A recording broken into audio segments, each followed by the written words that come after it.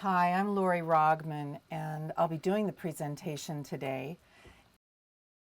So the two questions are, what is Piccolo and how can Piccolo be used with families? First, what is Piccolo? This image on the screen is a little bit what it looks like. There are 4 pages of items of behavior that parents do with children that can be observed in a fairly short observation and used in home visiting and other kinds of programs that try to increase the kind of parenting that supports children's early development. What Piccolo stands for, it's an acronym, and it stands for Parenting Interactions with Children, Checklist of Observations Linked to Outcomes. And that is what it is. It's a checklist of parenting behaviors that are observable, that you can see with children ages 1 to 3. We've used it a little bit with children younger than 1 and older than 3, but most of our work has been done with the ages 1 to 3. We developed it at Utah State University, and in addition to me and Gina Cook, Mark Innocenti, Vonda Jump, Katie Christiansen, who helped develop Piccolo. There are 4 domains of developmental parenting that Piccolo measures: affection, responsiveness, encouragement, and teaching. And we'll talk more about each of those domains, what kinds of behaviors are in those domains, and even why those domains are important as we go through this. First, what is developmental parenting? Because that's what Piccolo is trying to measure. We define that in 3 ways. One is it's the kind of parenting that helps children develop.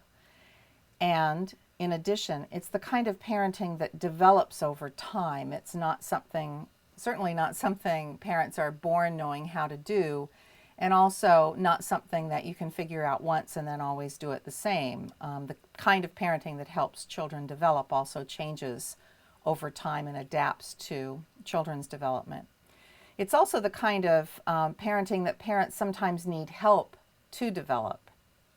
In terms of the behaviors that are included in developmental parenting, what we've focused on in the Piccolo measure are the behaviors that research shows support 3 main child development outcomes: social development, that includes attachment security, self-regulation, positive behavior, being able to be in relationships and get along with others. And the kinds of things that are included in social development change somewhat over time, but those are the primary things in the early years that we see in social development. In cognitive development in infancy, we see primarily children's exploration, their reasoning and problem solving, and then as time goes on, we see a lot of other cognitive kinds of skills that include, well, eventually will include math skills, but not for babies, not quite yet. Right now, we just want them exploring their world. And then the third developmental area that developmental parenting behaviors support are communication, vocabulary that are part of language development. So that includes learning to use words and put them together and communicate effectively, and eventually will include literacy. So we measure developmental parenting because for many early childhood programs that provide home visiting, certainly, and even other early childhood programs that aim to promote parenting as part of their way of improving children's outcomes, for those programs, if parenting is a program goal, then it should be assessed. And observational measures of parenting show what parents can do to support their children's development. So this diagram at the bottom shows a parenting support program that then leads to more developmental parenting that then leads to better child development.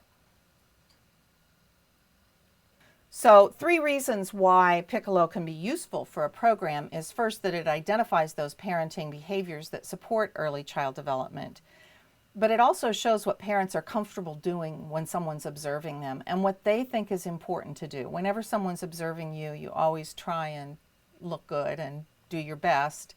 So when we're observing parents interacting with their children, that's what we're seeing, is what they believe is important to do, but also what they're comfortable doing. What Piccolo can do is to help home visitors and other early childhood practitioners provide feedback that encourages parents to do even more of those kinds of behaviors that support their children's development. What do practitioners say about Piccolo? They say they saw things that they didn't see before. By using a systematic observational tool, they see more than they would from a casual observation. They see that it highlights parents' skills. All the items on Piccolo are positive behaviors, so it really emphasizes what parents can do. And it's easy, relatively easy, to learn how to use. It takes some practice, and we'll provide some of that practice today. What is Piccolo like? It's relatively brief. It requires only a 10-minute observation. It's specific. There are 29 items that describe specific behaviors that parents do with their children. It's practical. It helps guide program planning and provides assessment information for programs. It's reliable. Observers using Piccolo usually agree on what they see. And it's valid. It predicts good child outcomes. We developed Piccolo using both data and video that are part of the archive from the Early Head Start Research and Evaluation Project. We use those videos to conduct new observations of over 4,500 video clips that were from over 2,000 families. In the original study, many families were videotaped up to 3 times. Not everyone, but many families were. And so we had a lot of video to use and a lot of data from a lot of children. With all that data, we selected the 29 best items from over 100 items that we tested. And we selected the items that had the highest inter-rater reliability, the highest internal consistency within a domain, those domains of affection, responsiveness, encouragement, and teaching. Items that fell into a single factor structure within each domain and showed both construct validity, meaning that they were related to similar measures of parenting, and predictive validity, meaning that they predicted good outcomes for children. We took into account cultural variation. We were fortunate in that the Early Head Start Research and Evaluation Project included a lot of families in 3 major groups: European American families, African American families, and Latino American families. The Piccolo coders were also of multiple ethnicities and observed both within and across ethnicity of families on the video clips. We tested Piccolo within each of those major groups to make sure it was both reliable and valid within each group. Piccolo is reliable because independent observers rating Piccolo at different times rate the items similarly. So we had over 70% agreement overall. We had 3 or more observers coding a video clip, and 2 out of 3 agreed 90% of the time. Also, the Piccolo domain items hang together. They're internally consistent with an alpha over 0.70 and a single factor structure in each domain. Piccolo is valid because first we had practitioners, home visitors, rate each of the behaviors in terms of how important it was to establish content validity. To test construct validity, we correlated the domain scores with ratings from data that was collected as part of the Early Head Start Research and Evaluation Project, but that required substantially more training for observers to be able to use that measure, and it was correlated. And then finally, we looked at how the domains predicted children's outcomes, their cognitive skills, vocabulary, emergent literacy by the time they were age 5, their emotion regulation, and their social behavior. This is just a figure showing the importance ratings that each of the domains, the average rating was very high, either important or very important. The construct validity at all ages, 14 months, 24 months, and 36 months, which was when the video clips had been made. That's how old the children were in the clips. Piccolo was coded with these other interaction scales that were used in the Early Head Start Research and Evaluation Project. Affection with positive regard, responsiveness with sensitivity ratings, encouragement with supportiveness, and teaching with cognitive stimulation. Encouragement wasn't measured separately or rated separately in the original study, but was estimated from a sum of the positive rating scales. And finally, the predictive validity. Piccolo predicted child outcomes on the Bailey Behavior Rating of Emotion Regulation at age 3, the Child Behavior Checklist of Aggression at ages 3 and 5, meaning that the higher the Piccolo scores, the lower the aggression scores for children at those ages. It predicted the Bailey Mental Development Index at age 3 and the Woodcock-Johnson Problem-Solving Subscale at age 5. And for language development, Piccolo predicted the Peabody Picture Vocabulary Test at ages 3 and 5 and the Woodcock-Johnson Letter Word Subscale at age 5, which is an emergent literacy measure. We see parents showing strengths across all 4 domains of Piccolo: affection, responsiveness, encouragement, and teaching. And we encourage programs to use all 4 domains when they're assessing parenting strengths. Parents may show strengths in different areas. They don't always show strengths in all 4 areas. And where they show their strengths depends on what's important to them, their values, their experience with children, their culture, their family background and their current family configuration, their living situation, and the child, what the child is like, how the child is developing, the child's personality, and so forth. Each Piccolo domain has 7 or 8 behavior items. This shows an affection. 2 of the affection items that are at the beginning of the Piccolo scale: speaks in a warm tone of voice and smiles at child. And each item has observation guidelines that then tell how to code that. So for speaks in a warm tone of voice, the guidelines say that the parent's voice is positive in tone and may show enthusiasm or tenderness. A parent who talks little but speaks very warmly should be coded highly. And then for smiles at child, the observations guidelines say that the parent directs smiles toward the child, although the parent and child don't necessarily need to be looking at each other when the smile occurs, and it includes small smiles. The reason we say they don't need to be looking at each other is because it's too hard for you to observe and keep track of who's looking at whom when you're looking for a parent smiling toward their child. But if a parent smiles a lot, a child is going to see some of those smiles, so they don't have to see every one of them. Piccolo is scored on a 0, 1, 2 scale, where 0 means absent, you didn't see it at all. 1 is barely, meaning that there's a brief or minor or emerging behavior, but 2 is clearly. You definitely see that behavior, it's strong or it's frequent. And the way we score the Piccolo domains is that each of those items gets a score and they get totaled up to a sum, and higher item and domain scores are interpreted as strengths for that parent. We don't expect parents to get a perfect score. They don't always have the opportunity to do all of those behaviors in 10 minutes, but in general, higher scores indicate more strengths in that domain. We've used Piccolo observations mostly from video, but they can also be done live so that the observer can score Piccolo while they are observing. When we developed Piccolo, we required our observers to watch the video and then score it without pausing or watching the video again. And that allowed us to estimate what the reliability would be for someone doing a live observation.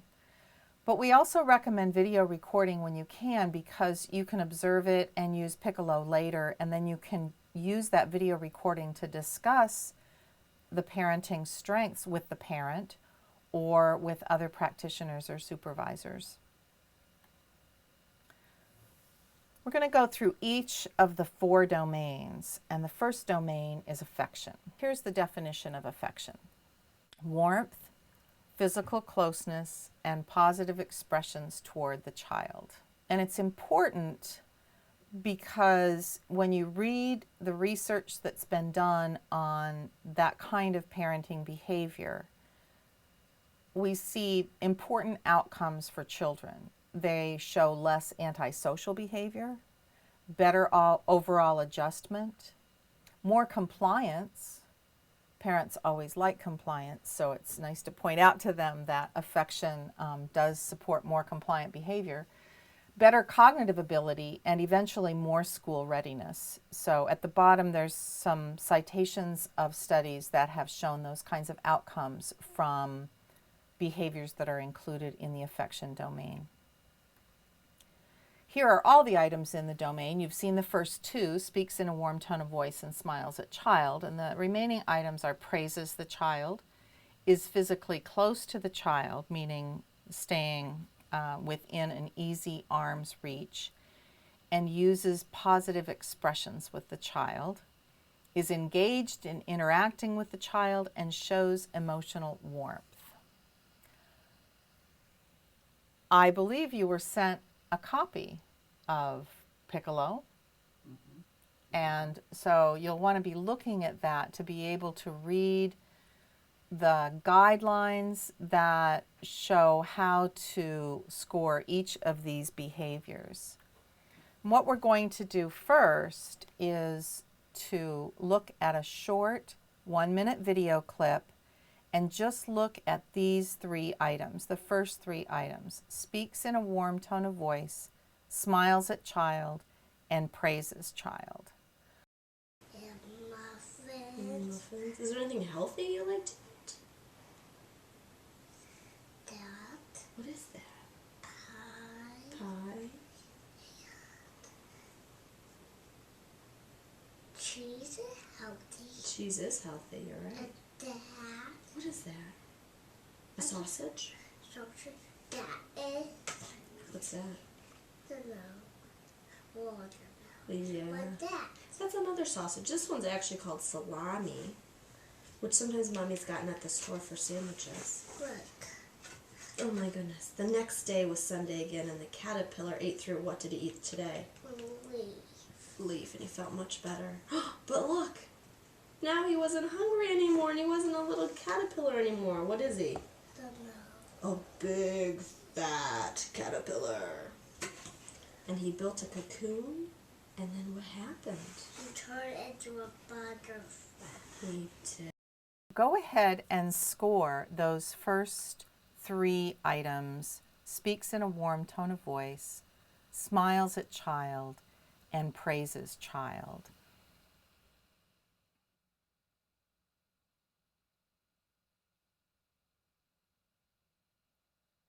And I'm going to go ahead and show you how we coded those first three items.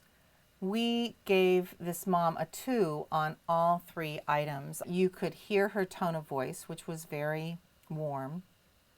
She smiled at the child several times and also praised her clearly for identifying the pictures, identifying healthy foods, for knowing what a butterfly was. So there was a lot of positive feedback for that child during that clip. The other affection items are these 4 items. Go ahead and try and just think about, was this mom physically close to the child? Did you hear positive expressions toward the child? Was the mother engaged in interacting with the child? And did she show emotional support, or what we usually call warmth, in that item? Go ahead and score those 4 items as well based on the video that you watched. And muffins. Is there anything healthy you like to eat? That. What is that? Pie. Cheese is healthy. Cheese is healthy, you're right. And that. What is that? A sausage?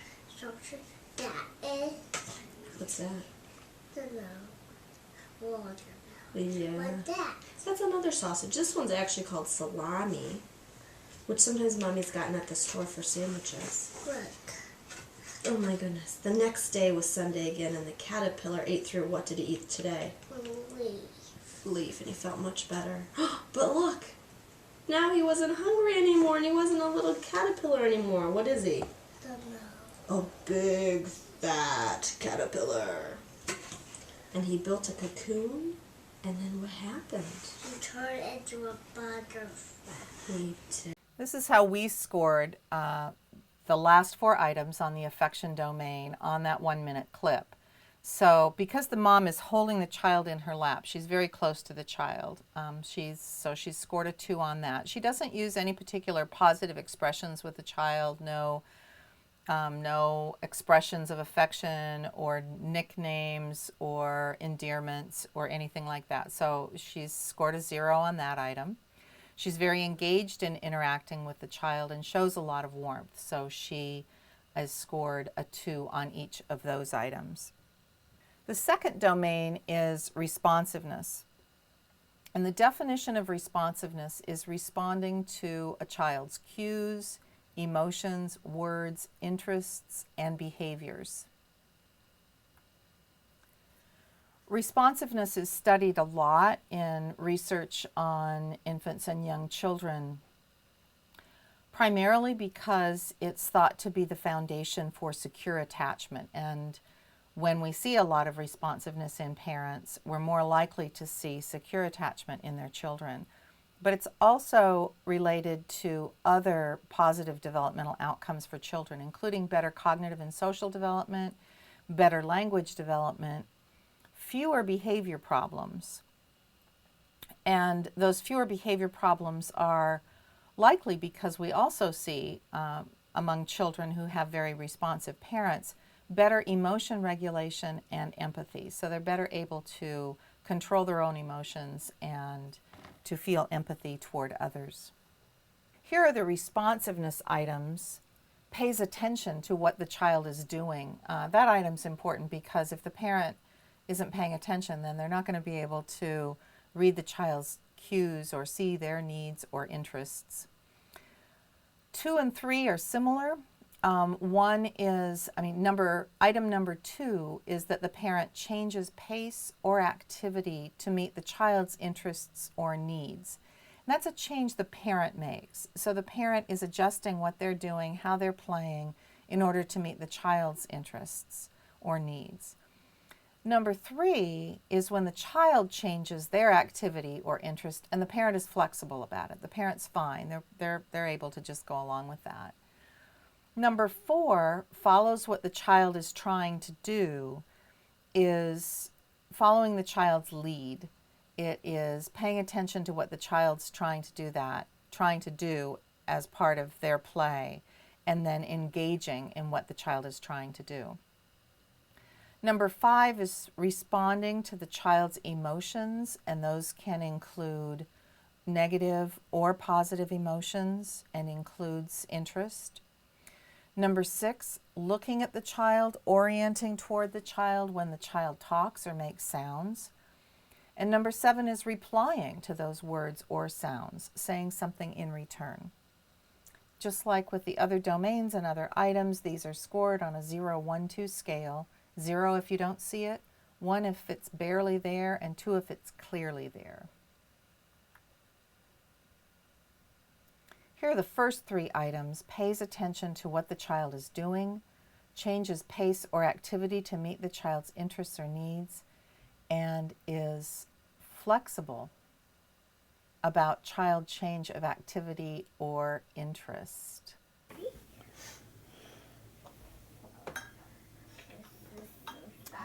Will you come show Mama how you stir, how you make your food? Come here.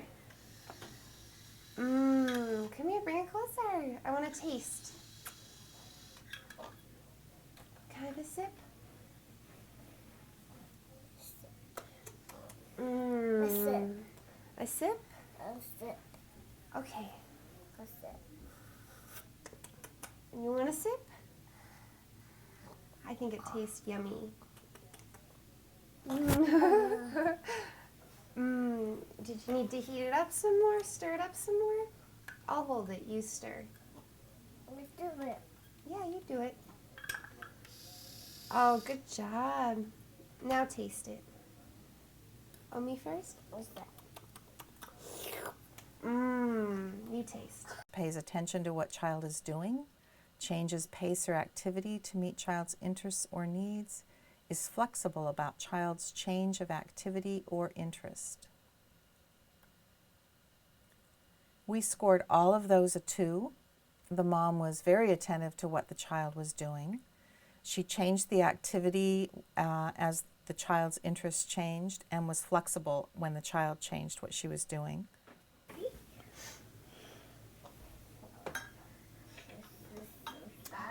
Will you come show Mama how you stir, how you make your food? Come here. Come here, bring it closer. I want to taste. Can I have a sip? A sip. A sip? A sip. Okay. A sip. You want a sip? I think it tastes yummy. Did you need to heat it up some more? Stir it up some more? I'll hold it. You stir. Let's do it. Yeah, you do it. Oh, good job. Now taste it. Oh, me first? What's that? You taste. Look at the last 4 items as well. Did the mom follow what the child was trying to do? Did she respond to the child's emotions? Did she look at the child when the child talked or made sounds? And did she reply to those words or sounds?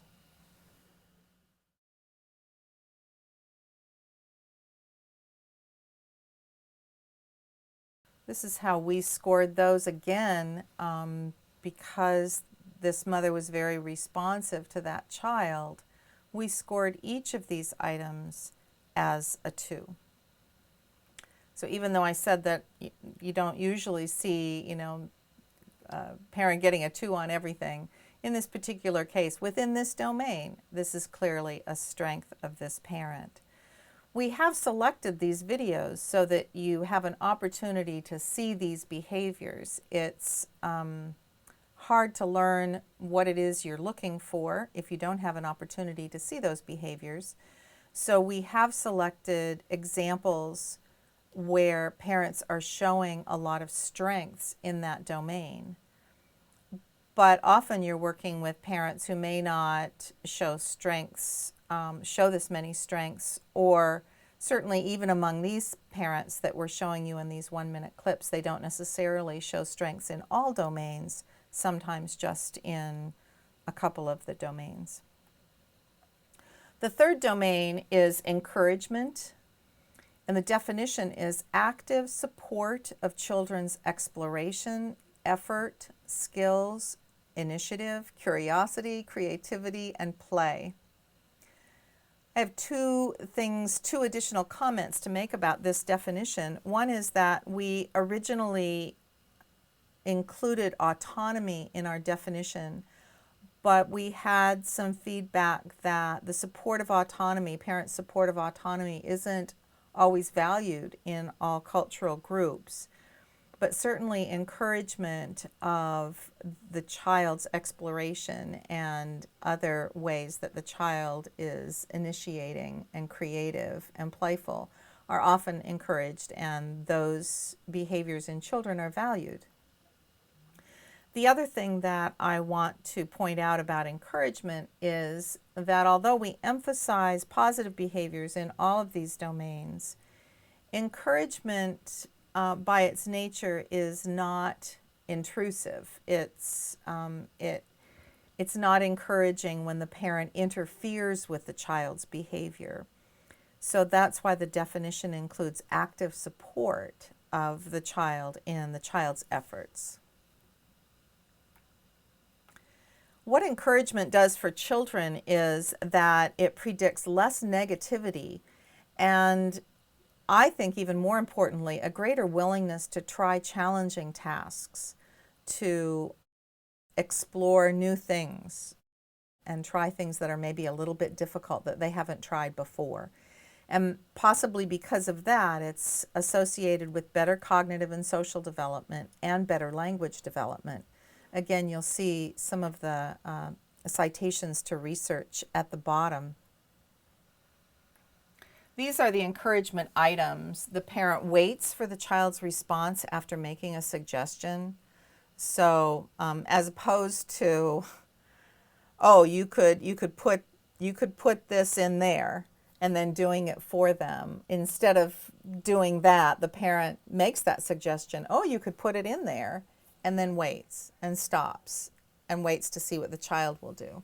The second item, the parent encourages the child to handle toys in any way, anything they do that encourages the child to be more engaged with the toys physically. 3, the parent supports the child's choices or activity changes. 4, the parent supports the child in doing things on their own, trying new things on their own, or trying the same thing on their own. 5, the parent verbally encourages the child's efforts. And this is a little bit different than praise because it's while the child is still trying to do something. And the parent will often say things like, yeah, you can do it. Go ahead. That's right. And that's while the child is putting forth the effort to try and do something. Number 6, offers suggestions that help the child. So these aren't interfering suggestions. These are just suggestions that are helpful for the child in doing what they're already doing. And then number 7, shows enthusiasm about what the child is doing. So first, focus on the first 3 items: waits for child's response after making a suggestion, encourages child to handle toys, and supports the child's choice or activity change. Put your sock on. Whoa, why are you screaming? I got your sock. Take your sock off. Can you do it? Can you do it? You can do it, baby. Yay! Okay, now put it back on. Put it back on. Oh, almost got it. Tickle feet, huh?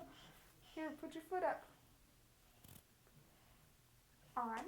Now take it off. Oh, almost got it. Oh. Put it on. Other foot. Now take it off. Almost there. Yay! Let's put this sock on. Now take it off. Come on, you can do it. You can do it. You can do it. Almost. Yay! Go ahead and score these first 3 items. Waits for child's response after making suggestion, encourages child to handle toys, and supports the child's choice or activity change. Use the observation guidelines on the Piccolo form that you have. And I'll show you in a moment how we scored these items. I hope you enjoyed that clip. It's one of my favorites because it isn't something that we think of as an educational toy, those cute little red and white socks, but they are an educational toy, and I like the clip because it's a good example of how parents can be supporting their children's development. Here's how we scored that clip. Again, all 2s, because she did a very nice job waiting for the child's response after making suggestions. She'd say, take it off. And then she would wait. She didn't take it off for him. She certainly encouraged him to handle the socks. She supported his choices of which foot to use, which sock to pull on. These are the other encouragement items: supporting the child in doing things on his or her own, verbally encouraging the child's efforts, offering suggestions to help the child, and showing enthusiasm about what the child is doing. Put your sock on. Whoa, why are you screaming? I got your sock. Take your sock off. Can you do it? Can you do it? You can do it, baby. Yay! Okay, now put it back on. Put it back on. Oh, almost got it. Tickle feet, huh? Here, put your foot up. On. Now take it off. Oh, almost got it. Oh. Put it on. Other foot. Now take it off. Almost there. Yay! Let's put this sock on. Now take it off. Come on, you can do it. You can do it. You can do it. Almost. Yay! Go ahead and score those from the clip that you just watched.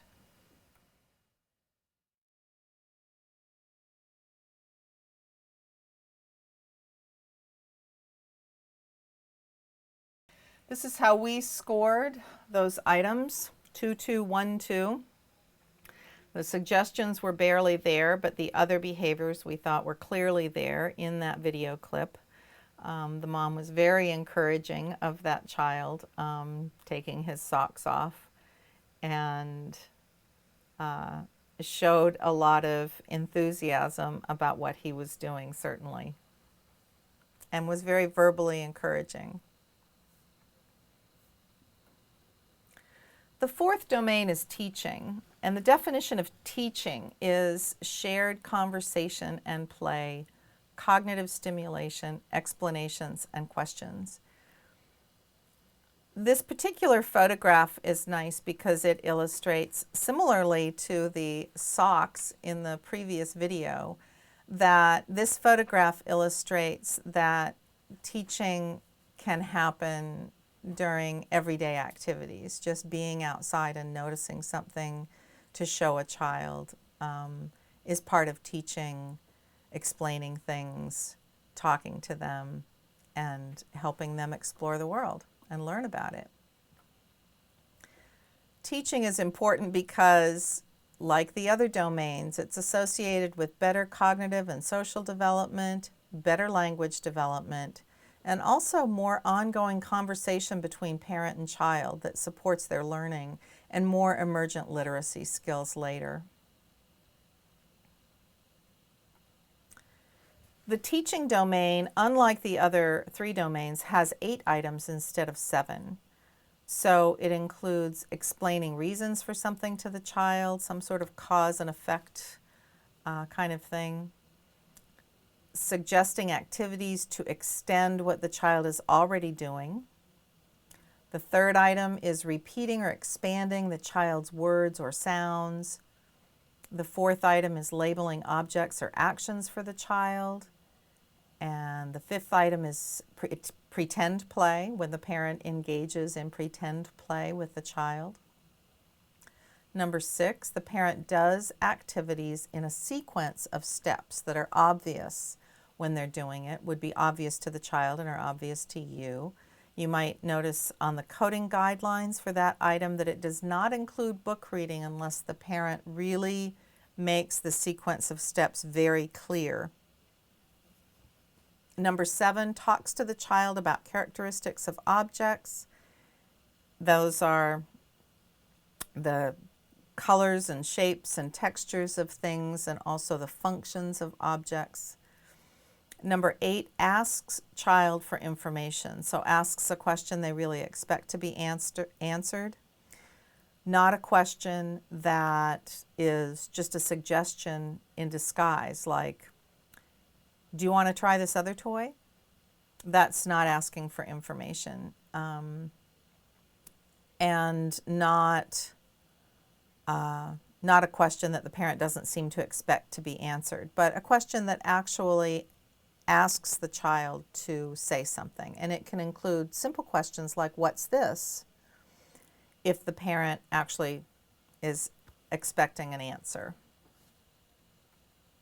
So the first 4 items are explains reasons for something to the child, suggests activities to extend what the child is doing, what the child's already doing, repeats or expands what the child says, and labels objects or actions for the child. Is that Noah? Noah Yeah. and Noah's wife? Huh? I should. You want to cook some more? What are those? Babies. Baby's food? Yeah. Okay. Do you want to get your baby and feed her? Yeah. Do you want to feed her some of that food? I tell You you. want to feed me? You're a good cook. What are those? Cherries. Peas? Thank you.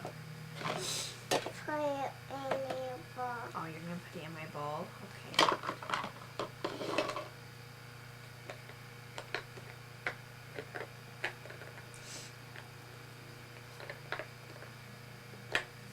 There you go. Go ahead and score those 4 items. Did the parent explain reasons for something, suggest activities to extend what the child was doing, repeat or expand the child's words or sounds, or label objects or actions for the child? Again, using the 0, 1, 2 coding of absent if you didn't see it at all, barely if it was brief or minor, and clearly if you really saw it. 2s are always the easiest because if it was clear and you saw it, then you know you saw it. 0s are often fairly easy because if you didn't see it at all, then that's an easy decision. It's the ones that seem to be tricky. But it was also the ones that practitioners told us they needed so that they would be able to give feedback to parents about when they were beginning to do something that was good for children, but not doing it frequently or strongly. This is how we scored this clip. We didn't hear any explanations, but we did hear suggestions and repetitions and expansions of the child's language and labels of objects or actions for the child. Is that Noah? Noah Yeah. and Noah's wife? Huh?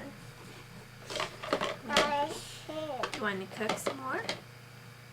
What are those? Babies. Baby's food? Yeah. Okay. Do you want to get your baby and feed her? Yeah. Do you want to feed her some of that food? I tell you. You want to feed me? You're a good cook. What are those? Cherries. Peas? Thank you. Put it in your bowl. Oh, you're going to put it in my bowl? Okay.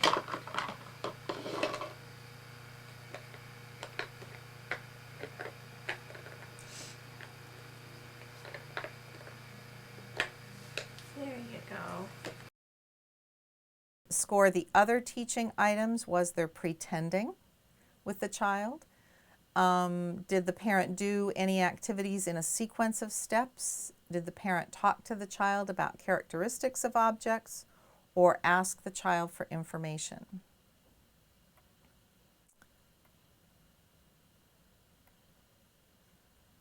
And show you how we scored these 4 items from that particular clip.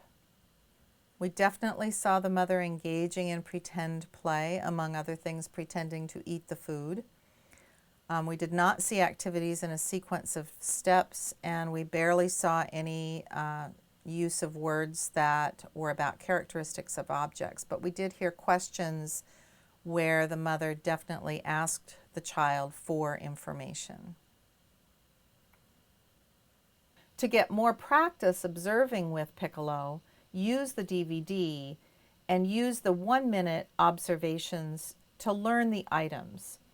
like we've been doing in this presentation, we've looked at a 1-minute clip and then just kind of practiced coding the items from a 1-minute clip. It's short, it's quick.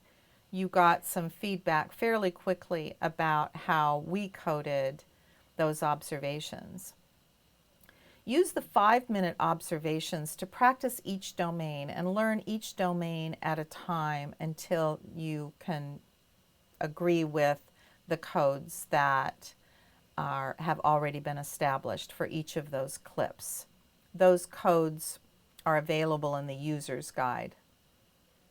Then continue to use the 5-minute observations to practice 2 domains at a time, and then to practice 4 domains at a time so that you are able to watch for all 29 behaviors. And it does get easier with practice. Finally, use the 10-minute observations to practice longer observations that are more like the kinds of observations you would do with parents that you were working with in a program. There are several kinds of observer bias to watch out for. One is the halo effect. Sometimes when you see a parent being very, very effective in one domain, you expect them to be high in the other domains. Or if you see them do one behavior just exceptionally well, you expect them to do well on other behaviors as well. The horns effect is the same thing, only sort of the opposite. When you see a parent not doing well in one domain or being negative in some way, for example, you may expect them to not score high on these positive behaviors, but it's still possible. And we have seen examples in our work where a parent doesn't score well at all in one domain, but scores much better in other domains. And one of the challenges in practice is to identify those domains in which parents have strengths and help encourage those behaviors, simply because it's more effective to do so. Finally, there are other biases. We often expect people who are cute to do better. And when the parent is cute, the child is cute, we expect positive behaviors. Sometimes we expect more positive behaviors when we see people who are similar to us or who fit certain stereotypes we have. Or sometimes when we've just watched one parent and now we're watching a different one, the contrast between them can bias our perception. So there are lots of sources of bias, and that's why it's important to practice with additional video clips. If you have access to a video camera and some parents with young children, go ahead and make some clips that you can use to practice on. Another possibility is 0 to 3 has published a DVD of little 1-minute clips of parent-child interaction that can be useful for observing parent-child interaction. And sometimes you can just find some interactions between parents and children on YouTube and watch those. So anytime you can see parents and children observing, you can, if you can get a hold of a video, you can practice. And the reason we recommend video is because you can watch it more than once, and you can watch it and then have someone else in your program watch it and see if you agree. There are different ways that raters can agree with themselves and with each other. One is within rater reliability or agreement, and that means that you're consistent over time, that if you watch the same interaction at one time, you'll score it the same as you will when you watch it another time. And then the other kind of reliability is between rater reliability or agreement, where 2 raters will agree with each other. And you can practice both kinds of, you can check both kinds of reliability with any video clips that you have that you can watch more than once or that more than one person can watch. The criteria for Piccolo reliability really depends on how you're going to use it. So if you're going to be using it for planning home visits with families or other kinds of activities with families, the main criteria is just to increase your awareness of these behaviors so that you notice those positive parenting behaviors more. If you want to use it to track family progress, so you would do multiple assessments during the year, at the beginning of a program year and then partway through and then later in the program year, at least that often. and that you want to use those observations to see how families are improving in their parenting behaviors, then you need to be consistent over time. You need to be seeing things the same way over time. So that's when you need to make sure that if you were to watch a video clip at one time, you would rate it the same at a later time. If you want to use that data to improve your program and keep track of what program outcomes are like from year to year, then you need both within rater and between rater reliability so that everyone who's making observations in your program sees things the same way. And then finally, if you're doing research evaluating across programs or evaluating a program, then you need both within and between rater and between site rater reliability, so that the between site reliability means that you would code the video clips the same way we would. So you'll be able to use the Piccolo DVD to do that.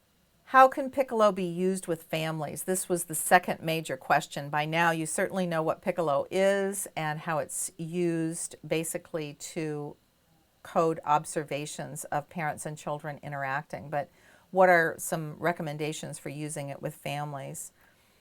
One thing is to think about the activities that you would observe. So if you're going to use Piccolo with families, you want to set up a situation in which you're likely to see many of those positive behaviors that parents can do with their children to support the children's development.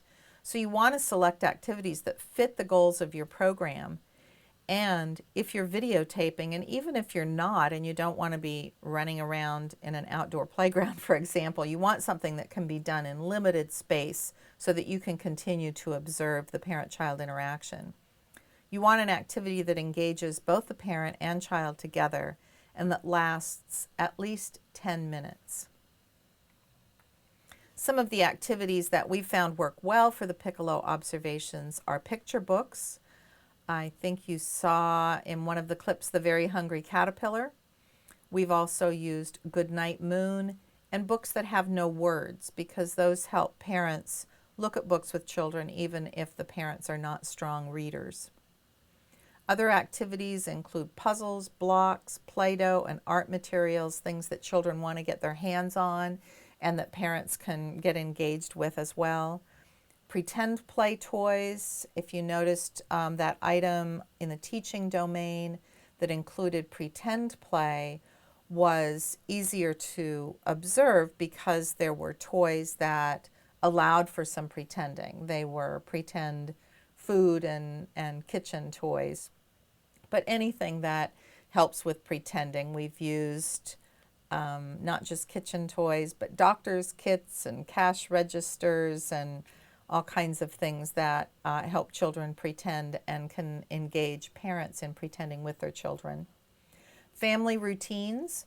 You saw the clip of the mom helping the child take off his socks. So getting dressed or undressed is a routine, but there are many other routines that families do that could be used for a Piccolo observation. And basically any activity that you would plan for a home visit that engages both parent and child could be used for a Piccolo observation. So Piccolo doesn't have to be something you do separately from and in addition to other activities that are done with families in their homes.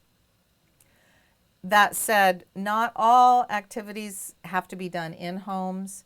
Piccolo observations have been done at centers when parents come in and can just be observed interacting with their children with the materials that are in a classroom or a child care center. When you're doing Piccolo observations with families, be sure and let them know that you're observing them, and be flexible. If it's not a good time and they're not comfortable with being observed, then reschedule that observation. Make sure there's a choice of activities so that if a child doesn't respond to something or doesn't enjoy a particular activity, that there's something else to do. Do the observation where the family is comfortable. So particularly if you're videotaping, sometimes parents will want you in a particular part of a room or house rather than another area if that's possible, or they may be more comfortable coming to the center. And if you do video record, offer the family a copy of the video that they can keep. They may not realize right now how much they'll value that later, but we've heard from many families that they've appreciated that. When to do the Piccolo ratings? We've mentioned doing them live while you're observing, or you can also do them immediately after observing. For example, immediately after a home visit, just go score the Piccolo. Or you can do it immediately after observing and do it with the parent. But often the video, we recommend video because it's so helpful for watching later or watching with the parent or with a supervisor. If you video record, we're fortunate that cameras have gotten much smaller over the years, so they're less obtrusive. If you can set up in a quiet place and set up the camera so that you don't have to fuss with it very much, that makes the parent and child less self-conscious about being videotaped. But make sure you can see both the parent in the viewfinder and that you can see their faces, their hands, and the materials they're using in the viewfinder so you can see what's happening later when you watch the video. Don't face a light or a sunny window because then it makes it very hard to see the people. Record for at least 10 minutes, and it's okay to let it go a little bit longer, and then you can just pick the 10 minutes that you want to record Piccolo from. And check the viewfinder, if not frequently, at least from time to time, to make sure that the camera hasn't been nudged in a different direction. When you use Piccolo, consider, what does Piccolo tell you about this parent's strengths? What items and domains do the parents score high in? What can you tell the parent about their parenting strengths, and what could you try as a home visiting activity that would use those strengths? And that helps you use the data from Piccolo to plan program activities. The way you interpret the scores is that you add up the scores in each domain and just simply look at the higher items and domains as strengths. But then you want to get more information about the parent, the child, and the family, and ask questions about when they do these things, what kinds of activities during the day are they likely to do these same behaviors where they showed strengths during the observation. Talk about those strengths with the parent in terms of both what does the parent see as the strengths that they have when they're interacting with their child, and what are the strengths that you saw when you were observing them interacting with their child. What Piccolo tells you about parenting is what a mother or father, because we're testing Piccolo with fathers as well, what a mother or father can do to support their child's development. What a mother or father believes is important to do with their child. What they are comfortable doing in front of other people, and what they know how to do with their child. The reason that it's so important to know these things about parenting is that these things are the things that offer you an opportunity to build on parents' strengths and help them do more of those things to support their child's development. And it's much easier to help parents do more of what they are already able to do, comfortable doing, and think is important to do, than it is to try and get them to do something they don't know how to do, aren't comfortable doing, and don't think is important. When you use Piccolo with parents, be sure to be positive. Emphasize what they're doing well and often, not what they're not doing well or not doing often.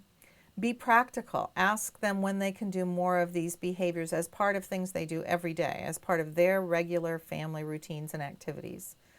And finally, be sensitive to parents' culture. Ask them what parenting interactions are important to them, what kinds of behaviors are consistent with their values about parenting and their goals for their children. When you use Piccolo to plan a home visit, look for the highest domain scores, ask the parent what daily activities involve those behaviors, and then plan with the parent to do that activity on a home visit. It could be something as simple as putting on and taking off socks. Then during that activity, you can ask parents about other parenting behaviors in that domain, but also about behaviors in other domains. So we have a concept we call bridging, in which a parent may be strong in the teaching domain, for example, and you can help parents see that the kinds of conversations they're having with children, the words they're using, the questions they're asking are really good for helping children learn more language and learn more concepts. It's important for their cognitive and language development. But for parents who are really very verbal and do a lot of teaching, you can also ask them what kind of words they can use to express how they feel about their child, to express their positive feelings toward their child, because those positive feelings also support children's cognitive and language development. So you can bridge from one domain to the other by asking questions based on the parent's strengths, but in relation to a different domain. Some of the family activities that we've seen that can include Piccolo behaviors, I have a list here of possible activities. Some of these activities are things some parents do, other parents don't do, things that make sense for some families and don't make sense for other families depending on where they live and what their life is like.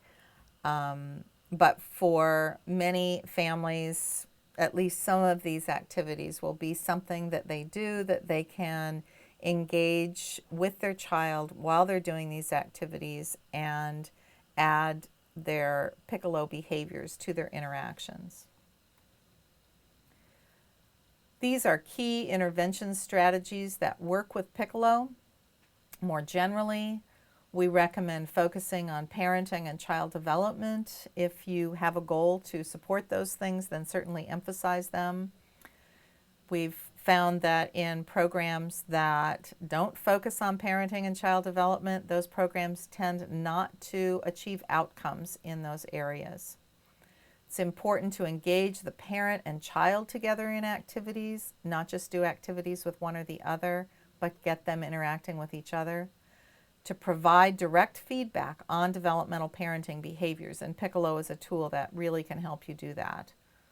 To plan together with parents what activities will be done as part of your program, either on home visits or in other settings. To involve other family members, fathers, grandparents, whoever is part of that child's family, and to build on the regular family routines and activities that this family already does. These strategies are based on research evidence in a book on developmental parenting that I wrote with Lisa Boyce and Mark Innocenti, and that was also published by Brooks Publishing, the publisher of Piccolo. Here's the Piccolo development team.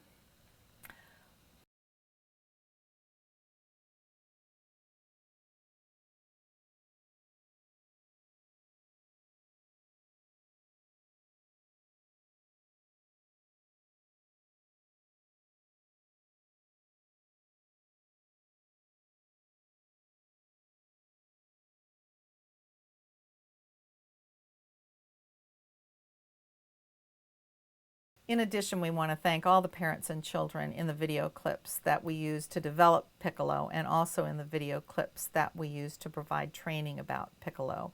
Many of these families were in the National Early Head Start Research and Evaluation Project. We're also grateful to the Early Head Start Research Consortium and the Head Start Bureau for making video observations available for research. Piccolo development was supported through an Administration for Children, Youth, and Families grant number 90, YF0050, and a Community University Research Initiative grant at Utah State University.